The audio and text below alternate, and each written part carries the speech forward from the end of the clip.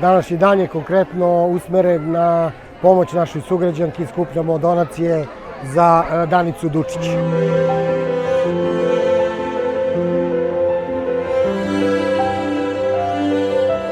Ovo je samo da i podsjetimo naše sugrađane da smo i mi deo ovog grada i da, pošto smo mi škola koja uvek prima donacije, sada ćemo pokazati veliko srce da i mi znamo da i damo i pomognemo koliko je u našoj mogućnosti.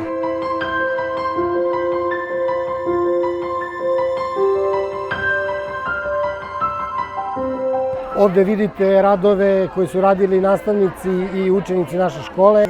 Pravili su radove mesec dana unazad da bi današnja izložba uspela.